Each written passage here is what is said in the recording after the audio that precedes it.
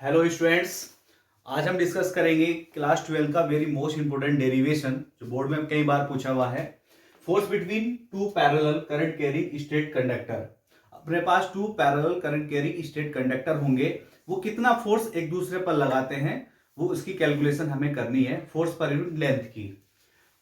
तो consider two conductor current carrying conductor, conductor 1, conductor 2, conductor 1 and conductor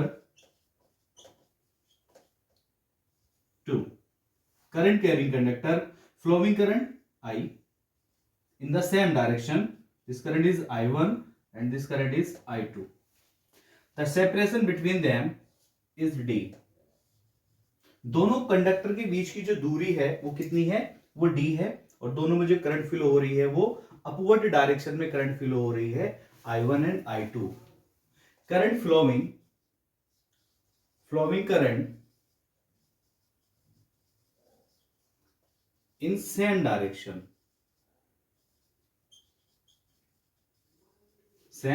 direction in both conductor.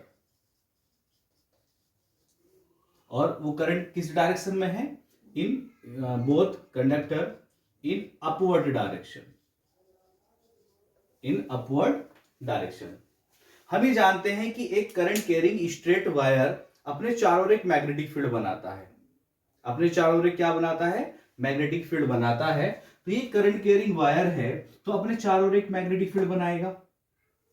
वो magnetic field कैसा होगा, एक circular form में होगा.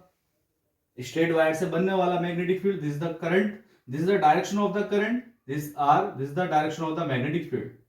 ठीक है, यहां से अंदर की तरफ, फिर यहां से बाहर की तरफ मैग्नेटिक फील्ड आता हुआ. तो जब किसी मैग्नेटिक फील्ड के अंदर कोई करंट कैरिंग वायर रखा होता है तो उस पर एक फोर्स एक्सपीरियंस होता है. दैट मींस कि जब ये वाला वायर अपने चारों ओर एक मैग्नेटिक फील्ड बनाएगा तो ये कंडक्टर उस मैग्नेटिक फील्ड के अंदर आ जाएगा. तो इस कंडक्टर पर एक फोर्स एक्सपीरियंस होगा. सिमिलरली जब ये कंडक्टर अपना फील्ड बना रहा होगा, ये भी अपना फील्ड बना रहा होगा, करंट कैरिंग वायर है, तो ये जब मैग्नेटिक फील्ड बना रहा होगा तो ये वाला कंडक्टर इसके फील्ड में आ जाएगा. तो इस पर भी एक फोर्स एक्सपीरियंस होता है. तो ये कितना कितना फोर्स एक्सपीरियंस करते हैं उसकी कैलकुलेशन हमें करनी है. तो जैसे ये कंडक्टर है, ये अपने चारों ओर मैग्नेटिक फील्ड ऐसे बनाता है सर्कुलर फॉर्म में. ये मैग्नेटिक फील्ड, ये ठीक है. डायरेक्शन निकाल सकते हैं यहां से अंदर की तरफ और यहां से बाहर की तरफ. ये this is the direction of the magnetic field. ठीक है. ये अब ये वाला करंट कैरिंग कंडक्टर इस मैग्नेटिक फील्ड में आ गया. तो इस वाले पॉइंट पर, इस कंडक्टर पे अगर मैं इसकी वजह से बनने वाले मैग्नेटिक फील्ड को देखना चाहूं तो यहां पर देखो मैग्नेटिक फील्ड कैसा बन रहा है, ये अंदर की तरफ. इस कंडक्टर पे मैग्नेटिक फील्ड कैसा है, अंदर की तरफ. ये नोटेशन इनसाइड. ठीक है. और हम ये जानते हैं कि ये वाला वायर से बनने वाला मैग्नेटिक फील्ड अगर मैं r दूरी पर, यानी कि यहां पर हमने लिया है d दूरी पर जाके देखता हूं तो कितना मैग्नेटिक फील्ड बनता है, उसकी कैलकुलेशन हम कर सकते हैं.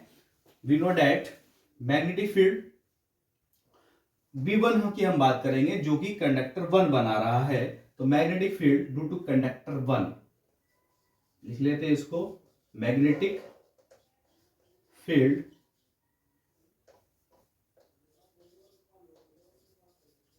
ड्यू टू कंडक्टर 1 वो कितना है, V1 is equal to mu not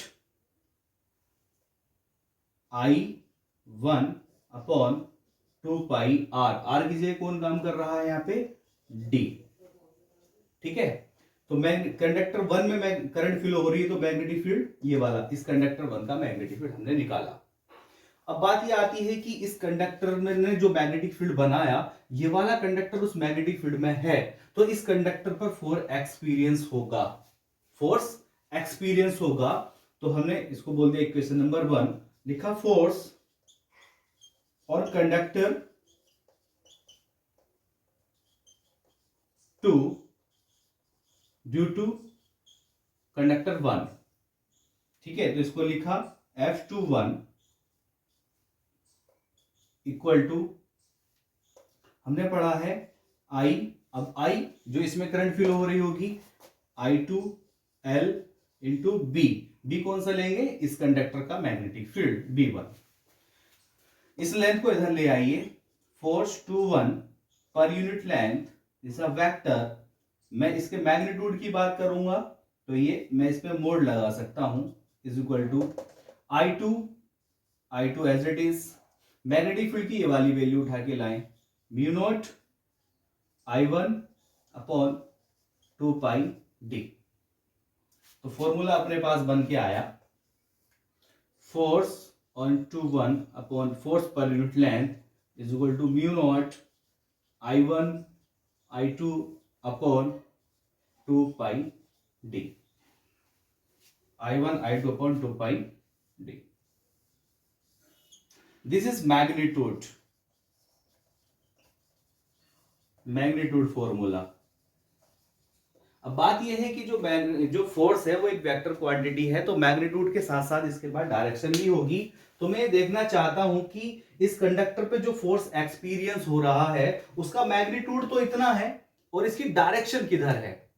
तो इस वाले पॉइंट पर आते हैं, इस कंडक्टर पे मुझे निकालना है डायरेक्शन ऑफ फोर्स। तो इस वाले पॉइंट पर जो फोर्स की डायरेक्शन को निकालने के लिए हम फ्लेमिंग का लेफ्ट हैंड रूल यूज करते हैं और मैग्नेटिक फील्ड को निकालने के लिए right hand thumb rule, you all know that.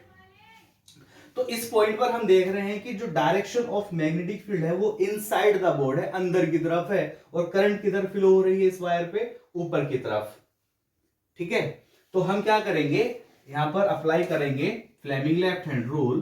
तो this is the direction of the magnetic field inside the board and current flowing in this wire in upward direction, this situations. तो this is the direction of the force, magnetic field inside and current in upward direction, and thumb represent the direction of force in this direction।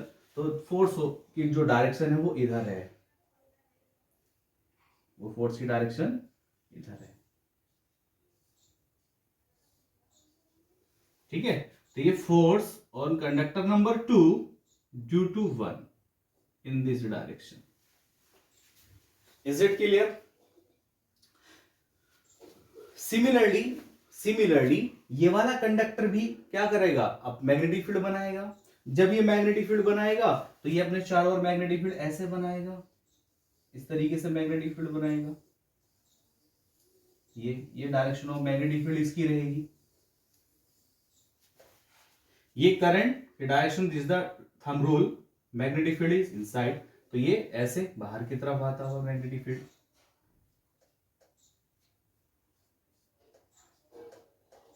ठीक है, ये magnetic field. अब ये वाले conductor पे भी तो फोर्स लगना है क्योंकि इसके मैग्नेटिक फील्ड के अंदर ये कंडक्टर आ गया। सेम सिचुएशंस, जिस तरीके से हमने ये ड्राइव किया है उसी तरीके से हम इसके लिए भी लिखेंगे। तो मैं लिखता हूं यहां पर similarly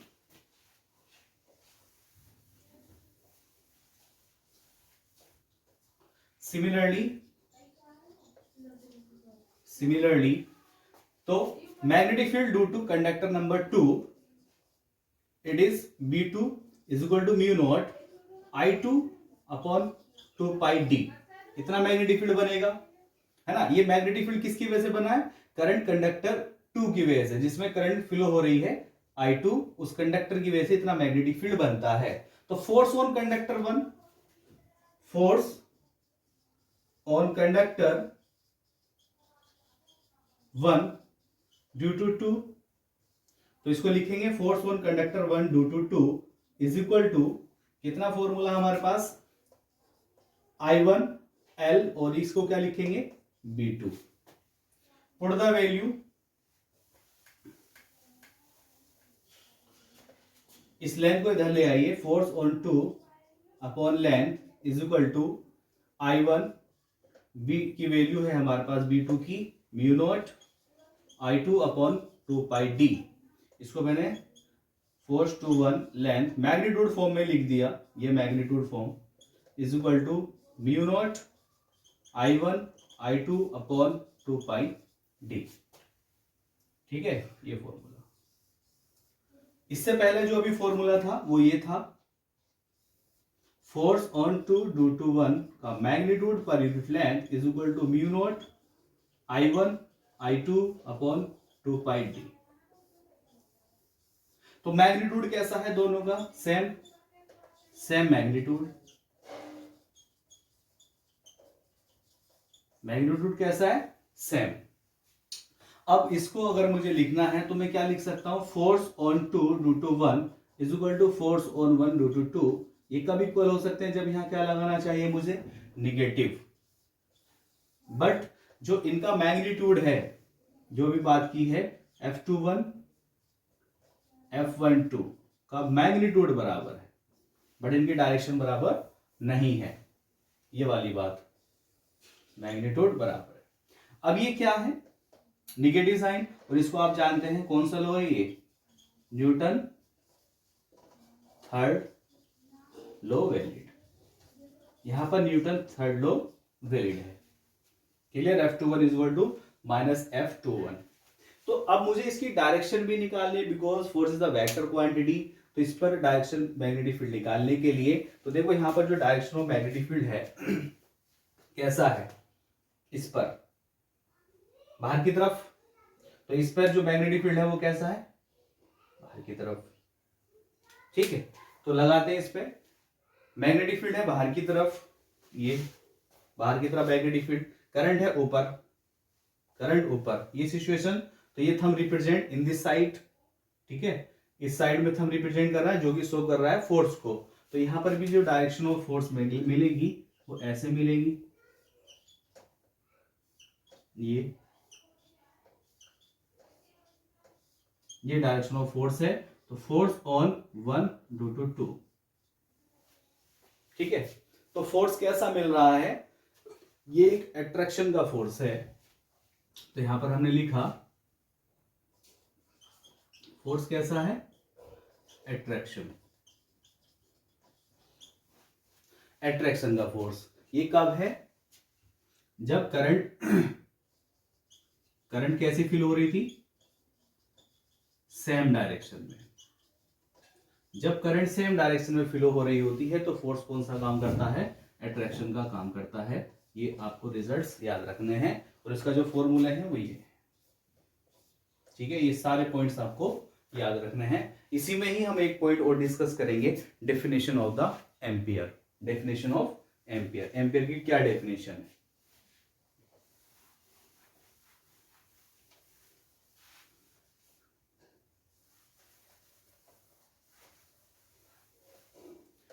definition of ampere, definition of ampere. Ampere की डेफिनेशन यहीं से बनाई गई है। किस तरीके से? देखें जरा।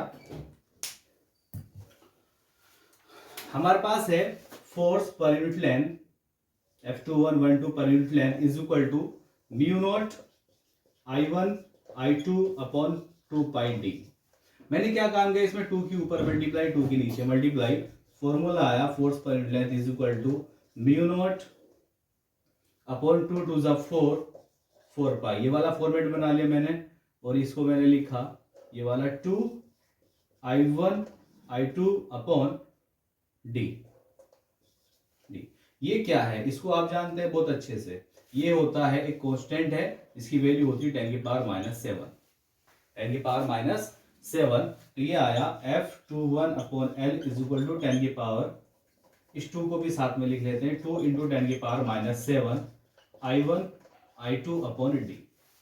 अब ये है कि अगर दोनों कंडक्टर के बीच की दूरी को मैं 1 मीटर दूरी पर रख दूं, कितनी दूरी पर?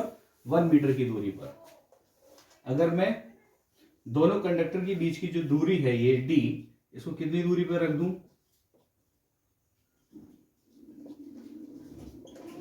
1 मीटर की दूरी पर। ठीक है, और यहां पर इनके फोर्स को मेजर किया जाए, फोर्स को अगर मेजर किया जाए तो जो फोर्स अट्रैक्शन का था ये इसको खींच रहा था, इसको, ये इसको इधर खींच रहा था, अट्रैक्शन का फोर्स था ये वाला। ठीक है, तो अगर इनके फोर्स की हम कैलकुलेशन करें, अगर वो वैल्यू हमारे पास आती है 1.8 इंटू 10⁻⁷, जो कि इससे कम है, ठीक है, तो उस वक्त करंट कितनी फ्लो हो रही होगी? तो आंसर है 1 एम्पियर तो फ्लो नहीं हो रही होगी, कुछ कम फ्लो हो रही होगी। अगर इन दोनों कंडक्टरों के बीच लगने वाला फोर्स, इन दोनों कंडक्टरों के बीच अगर लगने वाला फोर्स पर यूनिट लेंथ में लगने वाला force 2 into 10⁻⁷ newton per metre हो जाए, जिस वक्त इतना फोर्स इन दो कंडक्टरों के बीच में पर यूनिट लेंथ में इतना फोर्स लग रहा होता है, तो उस वक्त क्या होगा? I1 बराबर I2 बराबर 1 एम्पियर हो जाएगी। जब इतना फोर्स लग रहा होगा तब करंट कितना फ्लो हो रही होगी? 1 एम्पियर करंट फ्लो हो रही होगी। तो ये यहां से लिया गया F per unit length is equal to 2 into 10⁻⁷ newton per metre. तो फ्लो करंट इज 1 एम्पियर। उस वक्त कितनी करंट फ्लो हो रही होगी कंडक्टर्स में? 1 एम्पियर करंट फ्लो हो रही होगी। Okay, thank you all of you.